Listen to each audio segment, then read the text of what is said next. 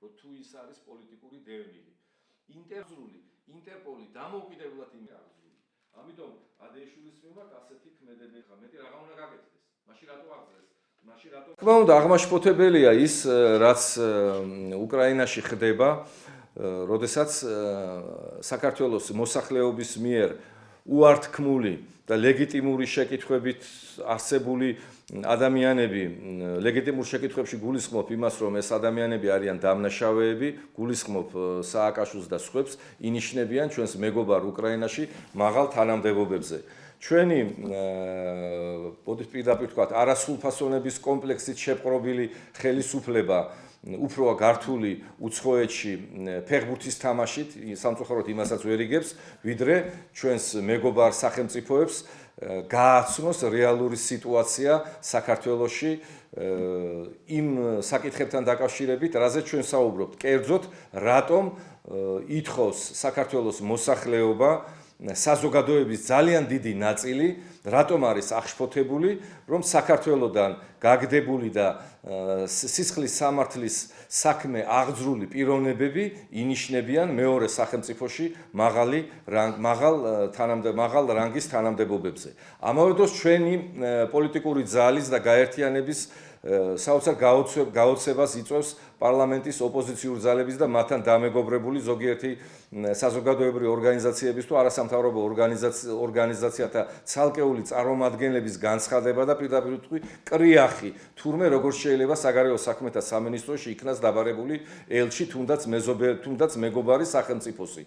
ბატონებო, ვენის კონვენცია თუ ოდესმე გაგიგიათ ან წაგიკითხავთ, ის ამ საკითხს არ გამორიცხავს. ეს არის აბსოლუტურად აპრობირებული, ძალზედ მიღებული, ნორმალური, ცივილიზებული მეთოდი, როდესაც დგება რაღაცა გაუგებრობები და შეკითხვები ერთი სახელმწიფოს მხრიდან მეორე სახელმწიფოს მიმართ, ასეთი რამ ყოველთვის ხდება. ამიტომ რატომ ატყდა ასეთი აჟიოტაჟი ვერ გამიგია, ან რატომ უნდა გააფუჭოს ამან განსაკუთრებული ურთიერთობები მრავალსაუკუნოვანი საქართველოსა და უკრაინას შორის, მაგრამ ჩვენ მეც ვიტყვით, არათუ ელჩი უნდა იყოს დაბარებული, არამედ მისგან უნდა მოვისმინოთ ჩვენ განმარტებები ერთი და სახელმწიფომ უნდა მოთხოვნილ იქნას, გაგზავნილ იქნას ასევე ნოტაც. ოფიციალურად დღევანდელმა უნიათმა არაპროფესიონალმა და სუსტმა ხელისუფლებამ იქნებ ახლა მაინც გვიან გაგზავნოს ნოტა და მოითხოვოს განმარტებები უკრაინისაგან, რატომ ხდება ის, რომ როდესაც საერთაშორისო ცირკულარით ძებნილ საქართველოდან გაქცეულ ადამიანებს ნიშნავენ მაღალ თანამდებობებზე. ამის შემდეგ შესაძლებელია არც ამი დაიქცევა ქვეყანა, რომ ჩვენი ელჩი იქნას დროებით გამოწვეული კონსულტაციებზე საქართველოში. ვიმეორებ, ეს არის სრულიად აპრობირებული ნორმალური დიპლომატიური ურთიერთობის გზა, მაგრამ მთავარი ეს არ არის. მთავარი არის ის, რომ ჩვენმა ხელისუფლებამ აქამდე მიიყვანა საქმე. როდესაც საერთაშორისო ცირკულარით ძებნილ ადამიანებს, მე ადეიშვილს გულისხმობ, იქ ღებულობენ და მათ მიმართ არანაირი შეკითხვები არ იბადება.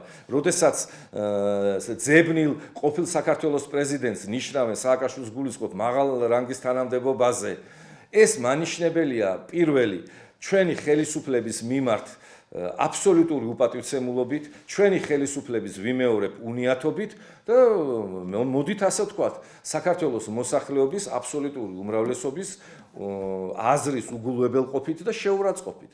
იმიტომ რომ ის ასეულ ათასობით ადამიანი, რომელიც მოითხოვდა პასუხს წინა ხელისუფლებისაგან და რის გამოც ეს წინა ხელისუფლების ლიდერები არიან საქართველოსდან გაქცეულები და ძებნილები, ჩვენ არ მიგვიღია და უფრო მეტიც ეს ადამიანები შეფარებულები არიან მეორე ქვეყანაში და აღმოჩნდნენ მაღალ თანამდებობაზე და ჩვენი ხელისუფლება, დღევანდელი ხელისუფლება, მკვდარი ხელისუფლება არაფერს არ მოიმოქმედებს ამ თვალსაზრისით. ამიტომ ეს არის აბსოლუტურად მიუღებელი, აბსოლუტურად გაუმართლებელი და კიდევ ვიტყვი, მე არ მინდა ჩვენს მრავალსაუკუნოვან მეგობრობა საქართველოსა და უკრაინელ ხალხს შორის რაიმე ჩრდილი მიადგეს, მაგრამ კიდევ ერთხელ ვიმეორებ, ეს არის სრული უგულებელყოფა უკრაინის მხრიდან საქართველოს როგორც სახელმწიფოს ინტერესების, ქვეყნის ინტერესების და ხალხის ინტერესების სრული უგულებელყოფა, რაც არის მე ვფიქრობ